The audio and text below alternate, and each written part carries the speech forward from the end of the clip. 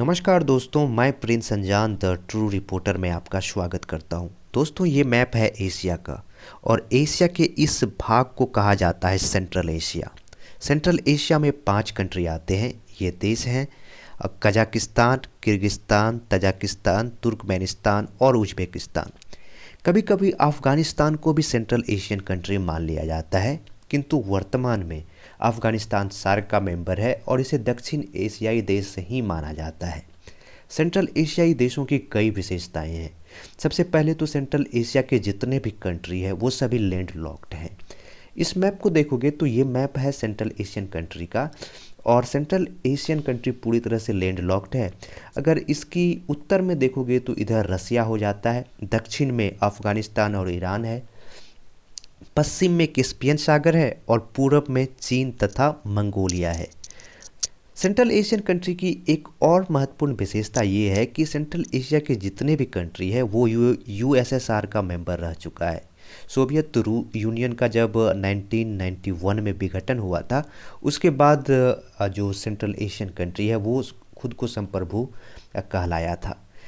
चूँकि ये सभी देश सोवियत रूस का हिस्सा रह चुका है, इसलिए आज भी इस देशों में जो सोवियत ज़माने के घर है या जो आर्किटेक्चर है वो आपको बड़ी आसानी से देखने को मिल जाएगा। और यहाँ की संस्कृति हद तक आज जो सोवियत संस्कृति है उनसे मिलता जुलता भी है। और एक विशेषता सेंट्रल एशिया की ये है भाषा को लेकर के। वैसे सेंट्रल एशिया में कई तरह की भाषा बोले जाते हैं, हर देश की अपनी भाषा है। उज़्बेकिस्तान में उज़्बेक बोला जाता है, हर देश में तजिक बोला जाता है और कई तरह की भाषाएं बोले जाते हैं।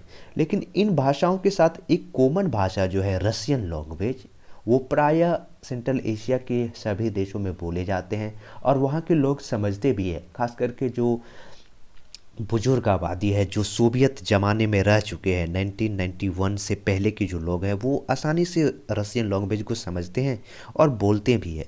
एक और ख़ासियत है सेंट्रल एशिया का मौसम को लेकर के। सेंट्रल एशिया का लोकेशन ऐसा है कि जो इसकी जो इधर हो गया पश्चिम में मिडिल ईस्ट का देश है जहाँ रेगिस्तान ही रेगिस्तान है। इधर चाइना और मंगोलिया के होने के कारण इधर भी कोल्ड डेजर्ट है, जिसके कारण सेंट्रल एशिया में जो गर्मी का मौसम होता है वहाँ गर्मी बहुत ज़्यादा पड़ते हैं और ठंडी के मौसम में ठंड भी बहुत ज़्यादा रहता है।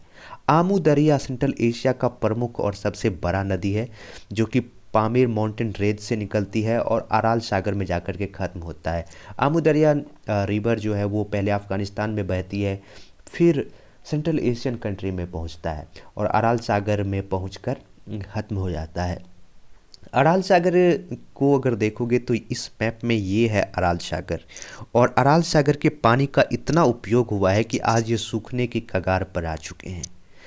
सेंट्रल एशिया में जो पेट्रोलियम और गैस जैसे रिसोर्सेस हैं उसकी काफ़ी भंडार पाया जाता है, जिसका वर्तमान समय तक पूरी तरह से उपयोग नहीं हो पाया है संसाधनों की कमी के कारण। अब बात आती है कि इंडिया के लिए सेंट्रल एशिया क्यों महत्वपूर्ण हो गया है। तो इंडिया के लिए सेंट्रल एशिया महत्वपूर्ण रह गया है खास करके वर्तमान समय में। अफ़गानिस्तान में जो तालिबान का जब से रूल आया है उसके बाद सेंट्रल एशिया इंडिया के लिए महत्वपूर्ण हो गया है। अफ़गानिस्तान में तालिबान के रूल आने के बाद वहाँ जिस तरह से हिंसा हो रहा है, जिस तरह से लोगों पर अत्याचार हो रहा है, इसके कारण बहुत सारे लोग अफ़गानिस्तान से निकलकर सेंट्रल एशिया की तरफ माइग्रेट कर रहे हैं। और जैसे जैसे लोग सेंट्रल एशिया की तरफ माइग्रेट करेंगे, सेंट्रल एशिया में भी अशांति फैलने की संभावना है। और अफ़गानिस्तान में तालिबान के रूल आने के बाद भारत का जो इंटरेस्ट था अफ़गानिस्तान में वो कम हो गया है और वहाँ पे चाइना और पाकिस्तान का इन्फ्लुएंस बढ़ रहा है। इसलिए इंडिया को ये ज़रूरी हो जाता है कि वो सेंट्रल एशियन कंट्री के साथ अपने रिश्ते को बना करके रखे। दूसरी बात आ जाती है चाइना को लेकर के। चाइना इंडिया की जो नेबरिंग कंट्री है, चाहे वो पाकिस्तान हो, बांग्लादेश हो, श्रीलंका हो या म्यांमार, नेपाल, इन सब देशों में अपनी उपस्थिति को बढ़ाया है, जिसके कारण भारत पर हमेशा दबाव रहता है चाइना की उपस्थिति को लेकर। तो इंडिया भी इस चीज़ को सेंट्रल एशिया में अपने प्रेजेंस बढ़ा करके कर सकता है और चाइना के बॉर्डर के करीब पहुंच सकता है। तो चाइना को काउंटर करने के लिए, चाइना की जो एग्रेसिवनेस है उनको काउंटर करने के लिए सेंट्रल एशिया इंडिया के लिए इम्पोर्टेंट हो जाता है। और एक और बात आ जाती है रसिया और यूरोप को लेकर के। अगर हमें रसिया और यूरोप तक पहुंचना है तो सेंट्रल एशिया एकमात्र रूट हमारे लिए बनता है, क्योंकि इधर अफ़गानिस्तान है और हमें पाकिस्तान और चाइना के थ्रू तो अफ़गानिस्तान में जा नहीं पाएंगे, तो एक रास्ता बचता है ईरान, और फिर हम ईरान से होकर के सेंट्रल एशिया और यूरोप जा सकते हैं। और अगर हम ऐसे करने में सफल रहे तो हमारा व्यापार भी बढ़ेगा, सेंट्रल एशियन देशों के साथ जो हमारा संबंध है वो भी बढ़ेगा।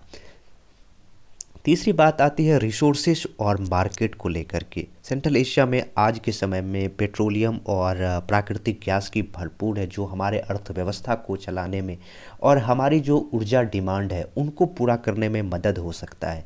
और सेंट्रल एशिया हमारे लिए मार्केट भी बन सकते हैं हमारे बनाए हुए सामानों को लेकर के। और अगर भारत सेंट्रल एशिया में अपना सहयोग बढ़ाता है तो सेंट्रल एशिया की जो भूमि है, पानी की कमी के कारण वहाँ पे फसल का उत्पादन बहुत कम होता है।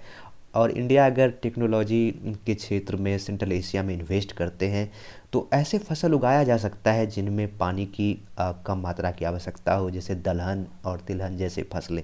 और ये फसल अगर वहाँ पे उगाया जाता है तो एक तो सेंट्रल एशिया के अर्थव्यवस्था को सुदृढ़ करने में मदद मिलेगा, और इंडिया की भी जो आर्थिक महत्वाकांक्षा है वो पूरा हो सकता है। इन कारणों से सेंट्रल एशिया आज इंडिया के लिए बहुत ही महत्वपूर्ण कंट्री हो गया है।